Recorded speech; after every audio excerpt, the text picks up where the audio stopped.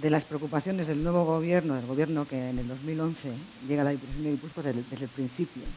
Desde el principio hacemos un análisis un poco viendo la situación que partíamos. Tenemos unas cuentas públicas totalmente condicionadas. En los años anteriores se hace un análisis totalmente erróneo de lo que es la crisis. Se piensa que la crisis va a pasar en dos años y que vamos a volver a la situación anterior. Y el gobierno anterior se endeuda muy por encima de lo que es una posibilidad de endeudamiento real de un sector público, se gasta el remanente que tiene, con lo cual nos deja las cuentas bailando. Y además de todo eso, habían limitado con las políticas anteriores lo que tiene que ser la vía fundamental de recursos para un sector público, que son la recaudación tributaria. ¿Por qué? Porque habían establecido una serie de medidas en la normativa fiscal que hacían vaciar los impuestos. Vaciar los impuestos, sobre todo, de unos cuantos y unas cuantas, de aquellos que más capacidad económica y más poder económico tienen. Eliminan el impuesto de patrimonio, introducen deducciones, vías de escape en el impuesto de sociedades, para que sobre todo las grandes empresas apenas tributen, disminuyen la tributación de las rentas de capital en el impuesto sobre la renta, lo que antes estaba en una única base se establecen dos bases, con lo cual se diferencia las rentas del trabajo de las rentas del ahorro, con un tratamiento muy favorable para las rentas del ahorro. Total, que está vaciada también en ese sentido la capacidad real de obtener una tributación suficiente para hacer frente a un sector público en condiciones. Bueno, hacemos un análisis rápido de recién llegados y esto yo creo que es importante, un poco preparando la charla hemos visto qué es lo que dijimos en la primera intervención en Juntas Generales, ¿no? Tuvimos que ir todos los diputados y diputadas a las Juntas Generales. Entonces, bueno, ¿cuáles son vuestras líneas de actuación a lo que es la legislatura 2011-2015? Bueno, entonces planteamos como lo que es la política fiscal, recuperar la equidad del sistema y hacer que el sistema sea más progresivo. Entendemos que un sistema fiscal necesita tratar a todo el mundo por igual, tratar todas las rentas por igual, independientemente de su origen, y que además aquellos que están en mejores condiciones de aportar a la sociedad pues lo tengan que hacer. Es decir, que la normativa no deje ya de por sí vías de escape y privilegios para algunos sectores. Claro, teniendo en cuenta también que Guipúzcoa, lo que es el territorio de Guipúzcoa, no es una isla, ni es un estado soberano. No es un estado soberano, con lo cual, mucho cuidado con lo que hacemos. En algunos casos, porque no tenemos capacidad normativa, como bien se ha apuntado antes, impuestos indirectos, por ejemplo, IVA o impuestos especiales, y en otros casos porque la movilidad del capital es tal que tienes que tener un poco como referencia las situaciones fiscales y normativas de tu entorno. Aún así pensábamos que había que hacerlo. Entonces planteamos, ¿qué vamos a hacer? Reforma fiscal y a corto plazo impuesto sobre la renta, unas reformas parciales de impuesto sobre la renta y ya planteábamos directamente recuperar el impuesto de patrimonio. Claro que luego lo recuperaron todos. El Estado, Vizcaya, Álava, todos detrás. Pero los primeros, que como yo digo siempre, nos miran como marcianos, éramos nosotros, que decimos, vamos a poner el impuesto de patrimonio. Y además de eso, y esto yo también lo he encontrado hoy preparando esto, vamos a poner mecanismos para que el debate social sobre la política fiscal vuelva a ser algo presente, que había desaparecido, ¿no? Desde los tiempos del pensamiento único con el enfoque neoliberal de las políticas públicas y demás, parecía que es imposible plantear algo diferente, ¿no? Que es una única forma de hacer política pública, una única vía posible en la fiscalidad y todos los demás somos, bueno, extraterrestres. Bueno, no, es que el debate fiscal tiene que estar en la calle. El debate fiscal tiene que estar en la calle porque nos afecta a todos. El debate fiscal no es que a unos cuantos a ver lo que hacen, es que si esos no pagan, lo pagamos los demás. Y si o lo pagamos los demás, o tenemos menos prestaciones, o tenemos menos servicios, con lo cual todos los ciudadanos y ciudadanas estamos muy afectados por este tema. Con lo cual el debate fiscal tiene que volver a la calle. Y bueno, con gora bera askorekin, gauza batzuk hobetu, beste gauza batzuk hobetu daitezkenak, baina zalantzarik gabe, eztabaida soziala, fiskalitatean bai jarri dugula berriro ere mahai gainean. Se puede cuestionar muchas cosas que hemos hecho, que hemos dejado de hacer, que se pueden hacer mejor, ¿ya? Pero desde luego que el debate fiscal ha vuelto a la calle es indudable, ¿no? Entonces, bueno, como he dicho, ya en el 2011 mismo planteamos la recuperación del impuesto de patrimonio y en él anunciábamos que para el 2013 se realizaría el esfuerzo necesario para contar con un nuevo impuesto que modernizara la imposición sobre la propiedad. Pues quiero decir que, en ese sentido, cosa que tampoco está muy de moda, hay una coherencia entre lo que dijimos y lo que hacemos. Creo que es muy importante para legitimar el debate fiscal. A mí no me vale propuestas de fiscalidad en abstracto y luego gobiernos que no se atreven a llevarse a la práctica. No, sé coherente. Yo creo que en ese sentido dijimos y hemos hecho, ¿no?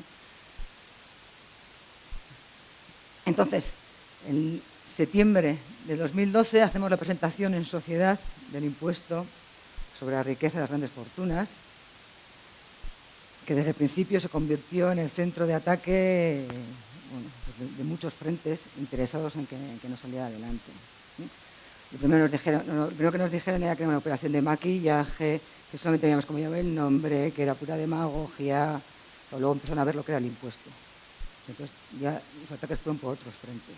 Vamos a ver un poco qué es el impuesto, para entrar luego al debate ya de este tema en concreto. Hombre, antes de ver las características del impuesto, yo creo que es importante plantear cuál es la función de la tributación sobre la riqueza. La tributación sobre la riqueza.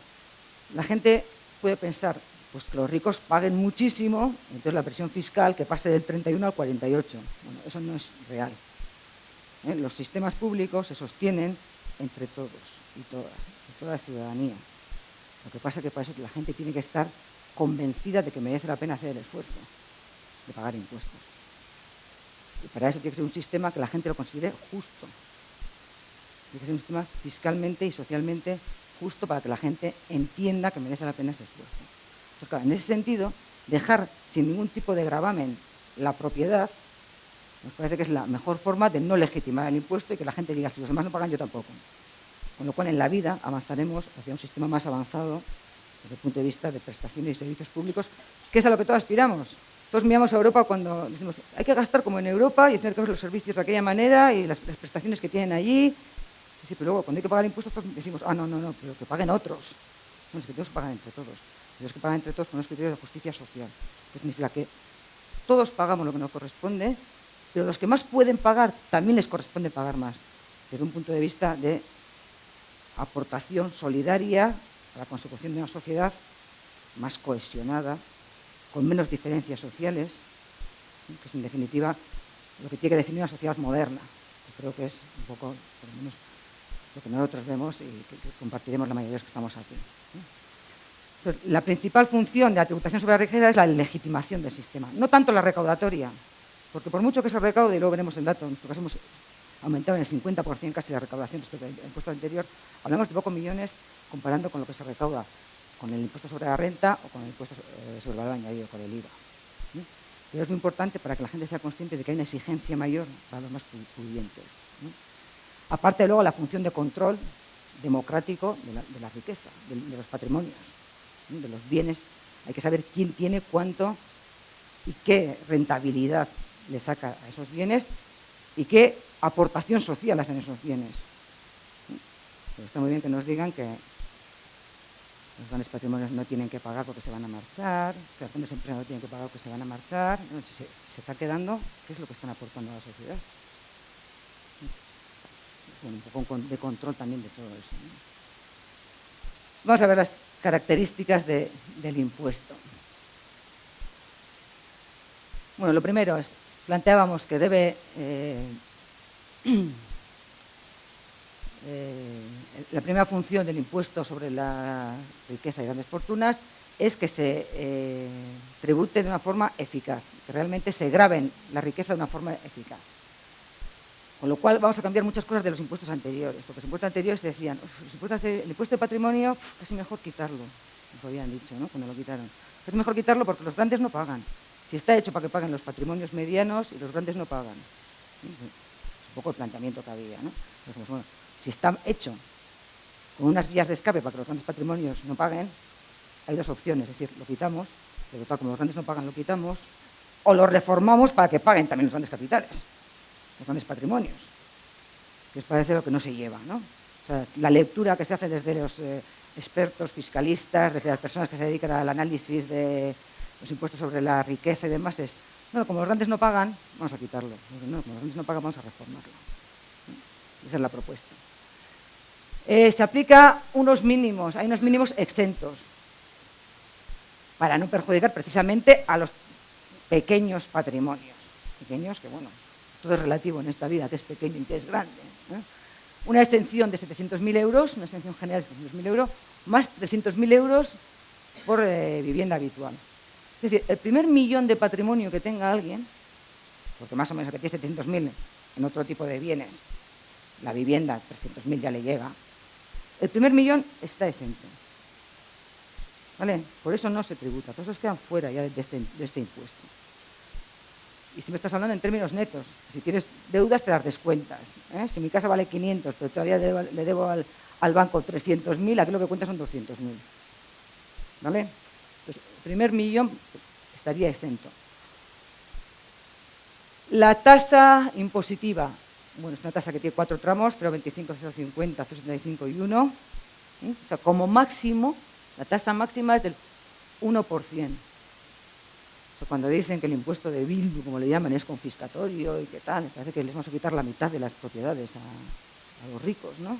Estamos hablando como mucho del 1%. Con lo cual el tema de la confiscatoriedad se cae por su propio peso. Sobre todo cuando todo el mundo sabe que a un capital y a un patrimonio más o menos bien gestionado se le saca por lo menos un rendimiento de un 4 o un 5%. En ningún caso sería confiscatorio, siempre te va a dar más rendimiento que lo que vas a tener que pagar como mucho con este impuesto. Desaparece el escudo fiscal. Esta es una de las vías de escape que sí se planteaban para que los grandes patrimonios no tuvieran que tributar. ¿El escudo fiscal qué es? El escudo fiscal es un tope máximo que establecen los impuestos de patrimonio convencionales, como decir, neoliberales, ¿veis? En el que se dice, una persona no puede pagar más entre el impuesto de patrimonio y el impuesto del IRPF, el impuesto sobre la renta, no puede pagar más del 60% de la renta que tiene en el impuesto, de la base del impuesto de renta. Vale, si yo tengo una renta declarada de 50.000 euros, el 60% sería 30.000 euros. Pues entre lo que tengo que pagar en patrimonio y lo que tendría que pagar en renta, no puedo pagar más de 30.000 euros. ¿No? Puede parecer lógico, ¿no? Puede parecer lógico si tengo 50.000 de renta y tengo un patrimonio, pues de nada. Pues si tengo 50.000 de renta y tengo un patrimonio de 15 millones de euros, hombre, pues queda un poco raro. Quiere decir que por esos 15 millones apenas pago nada. 50.000 de renta, 10.000 me corresponde pagar a impuestos sobre la renta, me quedan otros 20.000 de patrimonio, cuando tengo un patrimonio de 15 millones de euros. Evidentemente, los patrimonios pequeños, el escudo no les hace gran favor, pero a los grandes patrimonios les suponía apenas tributar por unos patrimonios enormes. Estaba hecho para eso el escudo. Entonces, lo que nosotros decimos es, vamos a quitar el escudo. Quitamos el escudo. Tú pagas en la renta lo que te toca y tú pagas en patrimonio lo que te toca. ¿Y que tu patrimonio no te da mucha renta? Pues no sé si me lo creo, para empezar. Si tienes 5 millones de patrimonio y no sacas renta suficiente, pues algo raro está ocurriendo. Puede ser que tengas viviendas y bienes inmuebles y que no los quieras alquilar. Ahora, eso no quiere decir que no se estén revalorizando año a año, simplemente que no estás sacando una renta declarada ese año. O puede ser que tengas el dinero en fondos de inversión, con lo cual las rentas tampoco se ejecutan año a año, sino cuando vendes la participación del fondo de inversión. Entonces, bueno, hay estrategias precisamente para eso, para tener poca renta, aunque tenga mucho patrimonio. Porque si no, si tienes patrimonio, lo lógico es que estés bien gestionado, de una manera activa, pues que te dé renta suficiente, por lo menos para pagar como mucho el 1%, que es lo que se pretende en este impuesto. Otro de los cambios, el tratamiento de las participaciones en lo que se llaman empresas familiares o los bienes afectos a una actividad económica. Bienes afectos a una actividad económica son un profesional que para ejercer su actividad pues tiene un local y una serie de bienes. Las empresas familiares son empresas en las que un porcentaje determinado de las participaciones pertenecen o bien a una familia, generalmente una familia en sentido amplio, y además una de las personas trabaja en esa empresa en funciones de dirección, una de todas las personas, esa familia y obtiene de ahí pues, más de la mitad de su renta. Una serie de características que tiene una empresa familiar. Claro, empresa familiar en el colectivo, en el subconsciente colectivo pensamos en una empresa pequeñita, 3 personas, no, una empresa familiar puede ser perfectamente y es Mercadona. Una empresa familiar es Inditex. Vale, entonces puede ser una empresita pequeña, ¿tá? O puede ser un emporio empresarial. Siempre cumple esas características. Bueno, pues en los impuestos convencionales, ese tipo de participaciones están exentos. No tributan. Pues claro, ¿a qué da lugar eso? Pues a que la gente se monte aquí chiringuitos simplemente por eso, para no tributar. Me invento una empresa familiar en la que pongo a trabajar a mi cuñado o a mi nieto de una función de dirección que obtiene de ahí el 50% de su renta y luego todas las participaciones nos las repartimos entre todos los de la familia y para todos quedan exentas. Con lo cual tenemos que tributar sobre eso, tranquilidad. Entonces, bueno, nos decimos, a ver, ¿es o no es parte del patrimonio de una persona lo que tiene en participaciones empresariales en su empresa? Desde luego le da poder económico, porque en cualquier momento una persona con ese tipo de patrimonio, si por ejemplo va al banco a pedir un préstamo, seguro que le hace mucho más caso que al que no tiene absolutamente nada. O sea, es un elemento que da poder económico ese patrimonio. Y que además hay que saber dónde está, y por lo que decíamos de la función de control democrático, tenemos que saber dónde está y a quién pertenece, y cómo se transmite, y cómo se reparte. Entonces planteamos, nosotros no pensamos que tiene que estar exento. Creemos que ese patrimonio tiene que estar declarado en el impuesto sobre la riqueza y las grandes fortunas, porque forma parte del patrimonio que poseen esas personas. Ahora bien, también se entiende que es un patrimonio que tiene unas características especiales. Unas características especiales, pues bueno, en principio se supone que es una empresa en la que la implicación, es mucho suponer también a veces, que la implicación de las personas que están ligadas a la empresa va a ser mayor, que arriesgan más, bueno, se reconoce como una función más activa en lo que puede ser el tejido económico, en la actividad económica de un país, de un territorio. Entonces, bueno, vamos a bonificarlo. Se tributa sobre ello, pero no se tributa al 100%, porque tiene una bonificación del 75%. De cada 100 euros, 75 no entran a la tributación y 25 sí. Bueno, esta es la segunda, estas dos son las principales vías de escape que siempre se han referido cuando se habla de los impuestos patrimoniales, que han utilizado los grandes patrimonios para apenas tributar. Y es las razones por las que dicen que había que quitar el impuesto. Hemos pensado que son las razones por las cuales hay que reformar el impuesto, para que realmente la base de la tributación se acerque a lo que son las realidades patrimoniales de las personas. Entonces, lo que hemos hecho es ampliar la base desde el criterio de equidad para que realmente refleje el patrimonio de las personas, pero al mismo tiempo también, si os dais cuenta, hemos flexibilizado algo y hemos reducido lo que es el tipo impositivo. En el impuesto anterior llegaba hasta el 2,5%. Nosotros hemos bajado al 1%. ¿Por qué? Porque hemos ampliado la base. Antes tributaban hasta el 2,5%, pero muy pocos. O sea, los que realmente no podían acogerse a estas vías de escape, que no son precisamente los patrimonios mayores. Entonces ampliamos la base, aunque reducimos el tipo impositivo. Y luego se introducen otra serie de excepciones que tienen que ver un poco con la función social o medioambiental que hacen una serie de bienes, pues, por ejemplo, como, a ver si me acuerdo, bosques de especies autóctonas, senderos de uso público y cosas de ese estilo, que nos parecía que hasta 100.000 euros, tampoco nos hemos pasado con la excepción, hasta 100.000 euros para incentivar ese tipo de usos que son como más colectivos, más solidarios con el resto de personas. Les voy a poner un ejemplo de IRGF, porque claro, muchas veces dicen que este impuesto parece lo que os he dicho antes, ¿no? Que parece que todo el mundo tiene que pagar y todo el mundo tiene que pagar un montón. Bueno, un caso, para que nos hagamos una idea de cuánto estamos hablando.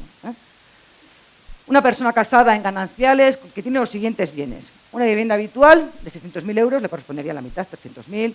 Otra vivienda de 350.000 euros, también a la mitad. Otra vivienda de 300.000 euros, también a la mitad. Otra vivienda de 250.000 euros, también a la mitad. Sigo por el patrimonio de esta persona. Otra vivienda de 310.000 euros. Otro apartamento de 220.000 euros. Tiene depósitos de 200.000 euros en una entidad financiera por 200.000 euros, 100.000 corresponderían en su cálculo. Lo mismo con otro fondo de inversión de 250.000 euros. ¿Qué os parece? Que tiene un patrimonio majo, ¿no? O sea, yo creo que no nos gustaría a muchos de aquí, ¿no? ¿Cuánto pensáis que tiene que pagar esta persona? ¿1.000, 2.000, 3.000? Con el superimpuesto de Bildu este confiscatorio que dicen que es terrible. Bueno, pues tiene que pagar 600 euros. ¿Vale? Es un poco para relativizar. Evidentemente es un impuesto que exige respecto a lo que había antes. Pero claro, exige hasta 100 nivel. O sea, muchos diríamos que paguen mucho más. Con lo cual, cuando esas voces alarmistas dicen que, bueno, que esto es terrible, que la gente se va a marchar y tal y cual, hombre, a ver, relativicemos. Yo creo que este ejemplo está bien porque todo el mundo pensamos que va a ser más, ¿no? Pero a ver un poco, o poner en su sitio. Evidentemente, el que tiene que pagar 100.000 euros con este impuesto es porque tiene un patrimonio de 15 millones de euros, de 20 millones de euros, de 30. O sea, estamos hablando ya de otras cifras, verdaderamente de grandes fortunas. También pensamos, entonces decía Gorka, que no hay alrededor nuestro. Pues, no es que haya muchas, pero sí las hay. Y los que hay, pues les toca contribuir un poquito más si quieren vivir en una sociedad tan estupenda como la nuestra, que además tiene que ser cada vez mejor, ¿no? Bueno, voy a ir a Gipuzkoako datuak, los datos de Guipúzcoa un poco. La única vez que ya se ha aplicado el impuesto ha sido en 2013, porque como han comentado antes los compañeros, la contrarreforma fiscal ha abortado una serie de cambios que teníamos en el gobierno de Guipúzcoa, en el tema fiscal. Por ejemplo, ha abortado lo que podría haber sido una reforma verdadera del impuesto sobre los beneficios de las sociedades, para que las sociedades también tributen, sobre todo las grandes, que prácticamente no pagan nada. Ha abortado lo que era una línea hacia la progresividad en IRPF, en sucesiones, pero parece que ha quedado fuera del acuerdo del pacto fiscal, de la contrarreforma fiscal de PNV, PP y PSE, el impuesto sobre la riqueza y grandes fortunas de momento. Entonces, por lo menos ya hemos visto con datos pues, todo lo que estamos diciendo, ¿no? Estos son los datos de la campaña de 2013. De 2013 son los datos que hemos recibido pues, en julio de 2014, con eso acaba. ¿Cuántos pagan en total en Guipúzcoa el impuesto de grandes fortunas? 7.818 personas. Teniendo en cuenta que la población de Guipúzcoa son 700.000 personas, pues estamos hablando de que pagan el 1,1% de la población. 1,1% de la población paga este impuesto y tienen entre todos una fortuna, una riqueza de 7.320 millones. ¿Qué es importante? Que estos 155 personas con un patrimonio superior a 10 millones de euros, 155 personas, acumulan el 20% de la riqueza. Es decir, el 2,2% de los que pagan el impuesto, el 2% de los que pagan el impuesto, que son, a ver si digo bien, el 0,00022% de la población, 0,00022% de la población, acumulan el 20% de la riqueza. Hombre, algo más se les puede exigir a ese 0,00022, ¿no? Eso es lo que estamos haciendo con este impuesto.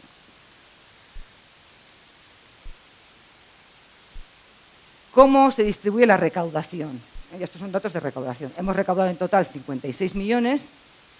De estos 56 millones, el 67,8% se pagan en estos tramos de aquí para abajo. Es decir, las personas que tienen más de 3 millones de euros, siempre descontando el millón, además, el millón de centro lo he descontado, con lo cual tienen 4 millones, 11 y 12 para arriba. Estos dos tramos pagan casi el 70% del impuesto. Evidentemente, porque son los más pudientes y los que están en una posición de privilegio respecto a la mayoría de la población de su entorno.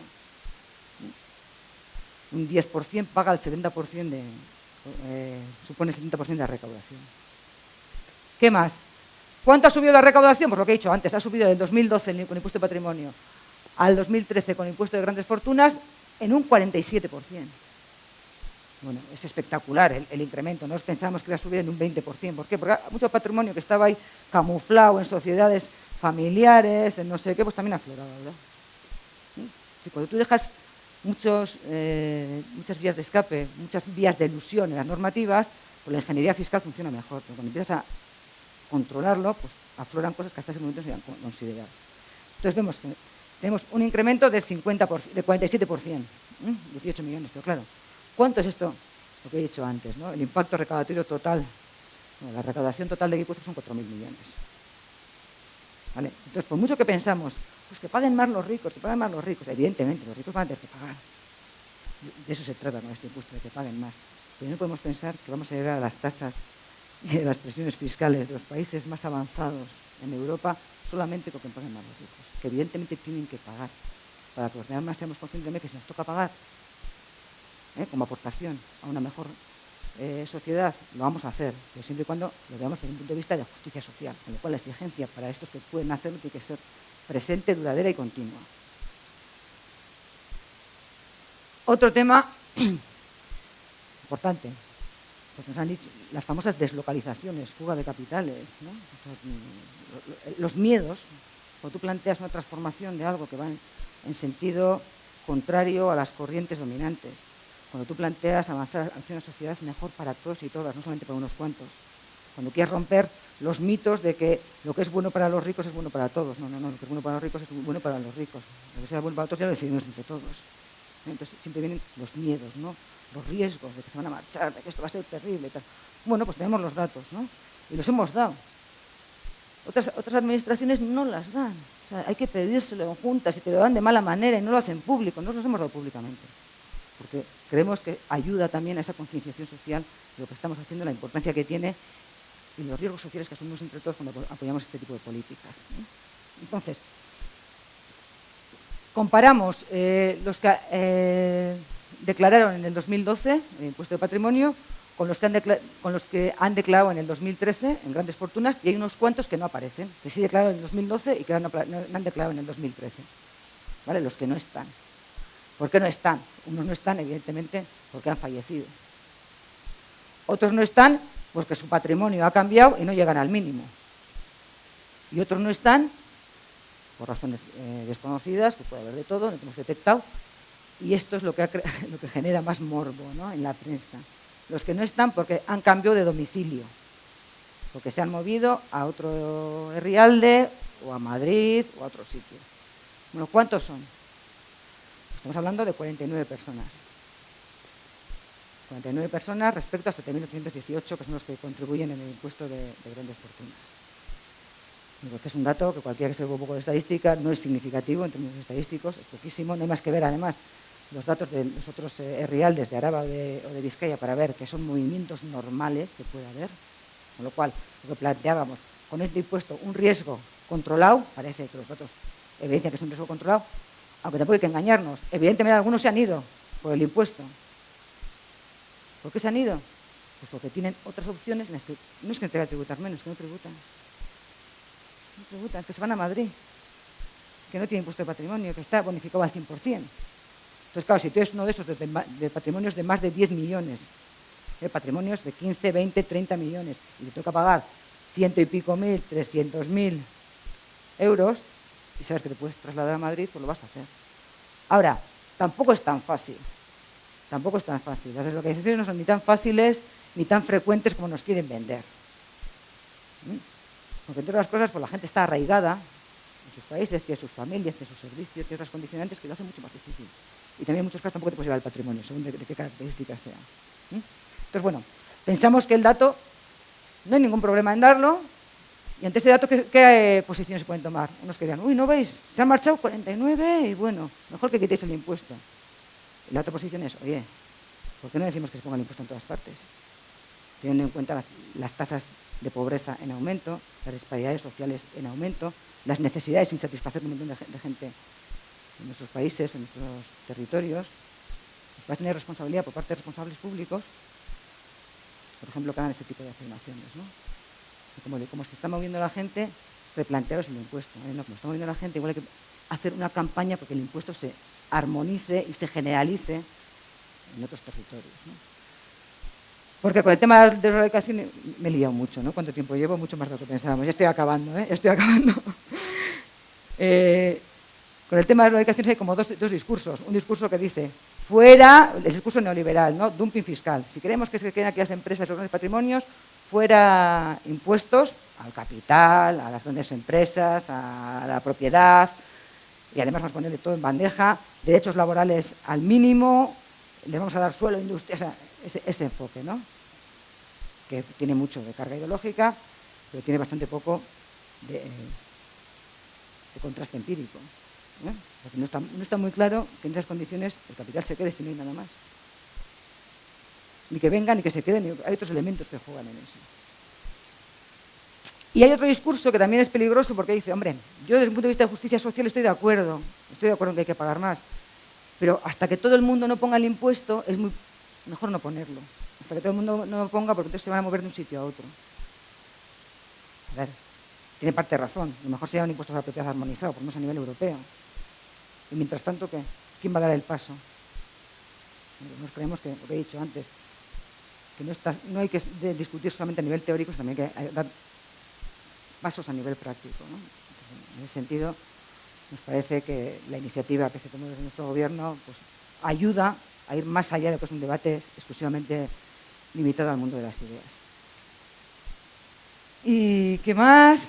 Bueno, pues nada, ya para acabar, como ya sabéis, ha sido un impuesto que ha hecho mucho daño en algunos sectores, por lo que significa, no tanto por lo que significa de pagar, por lo que significa de dar la vuelta a un discurso dominante, a una forma dominante de entender la fiscalidad en la que hay algunos que son intocables.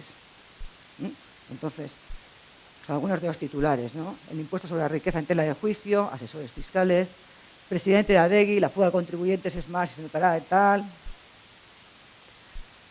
Responsables públicos, como Arantxa Tapia, algunos empresarios se están yendo por el impuesto a la riqueza de Bildu, grandes patrimonios, medios de comunicación como Diario Vasco, grandes patrimonios y empresarios optan por Madrid, Vizcaya y Navarra ante el impuesto de Bildu. Bueno, ha sido constante el ataque y aún así nos seguimos pensando que es una de las grandes aportaciones que hemos hecho como gobierno a Guipúzcoa y esperemos que contribuya al debate social en temas de fiscalidad en el conjunto, por lo menos de nuestro pueblo, y que merece la pena y que además pensamos que el futuro tiene que venir por ahí.